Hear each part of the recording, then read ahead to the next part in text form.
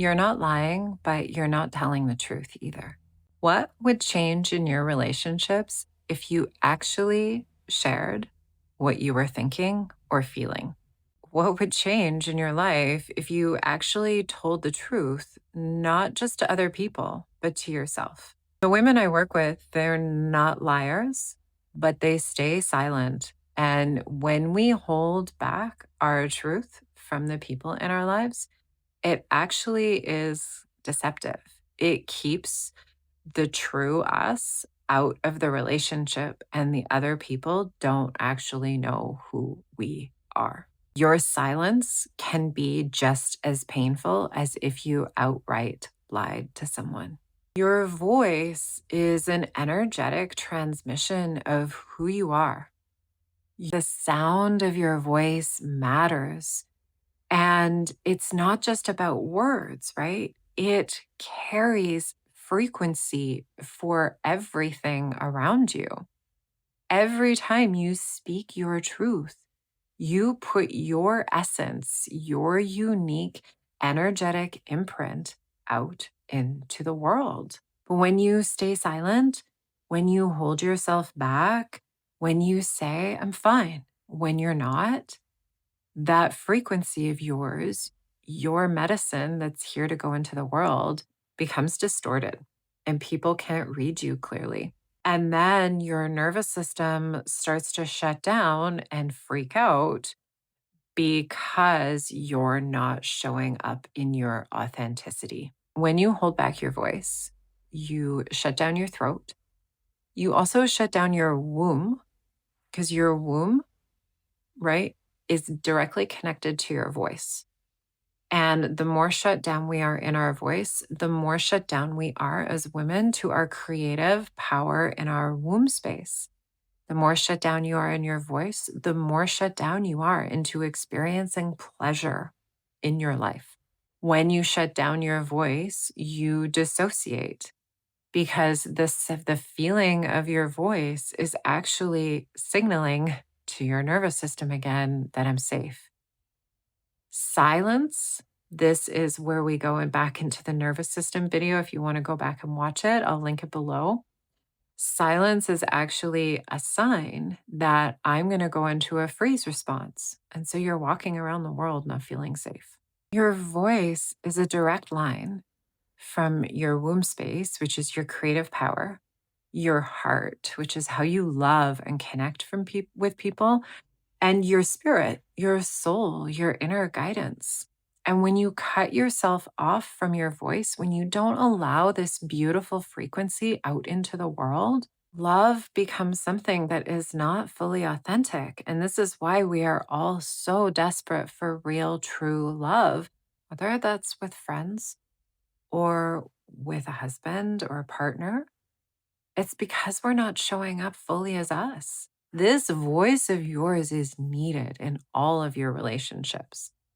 I used to shut down and swallow my words all the frickin' time, all the time. And then what would be going on inside of me? This running commentary of how no one really knows me. No one really knows me. No one really cares how I am. That's because I was shutting down my voice. And whenever someone asked me how I was, I would just say, I'm fine, or I don't know, or I'm okay. So, how could anyone know me if that's the answer that I'm giving to the world? This is how we lose ourselves in love. This is how we begin to believe that sharing who we are is selfish or egotistical. No, lovely. We as women, it is needed to process with our voice. It is needed to move through different experiences and feelings with our voice. It is necessary for our health. You will naturally come to a conclusion of a struggle or a problem that you have if you have full expression. You give yourself the chance to have full expression. Speaking what is going on inside is a sacred act. We used to sit in circle as women and do this all the time and listen, deeply listen. This is what your voice needs, is to be heard deeply. This is how your relationships deepen when you listen and when you speak and share who you are. It's how you start trusting yourself. And yeah, not everyone's gonna listen to you. And you probably have wounding around not being heard as a child. Me too. We've got that. Not everyone is meant to listen to you. It's your right people will.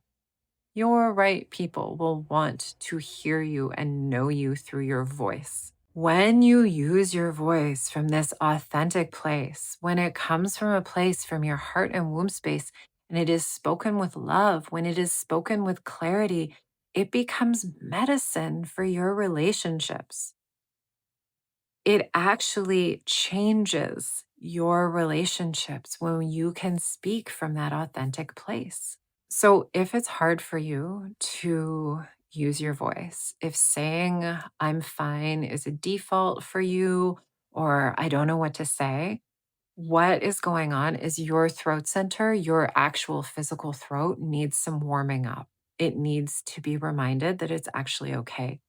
And so, my favorite thing to do is to hum or to chant. This is how I opened my throat, is through Sanskrit chanting.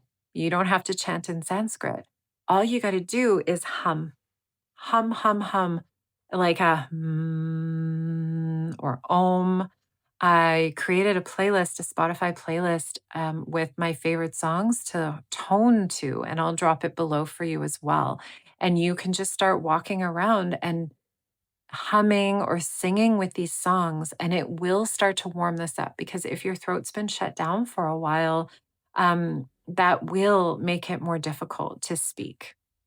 Now, one of the big reasons we don't speak our truth is because we're terrified of conflict, because that's so scary, right? That means the disconnection. We're terrified of conflict. And speaking your truth sometimes will create conflict. People will disagree. People will not understand you. This will happen. And you were probably taught to avoid that at all costs, right? This is all about appearances. Got to look good on the outside, but don't let anybody know what's going on the inside.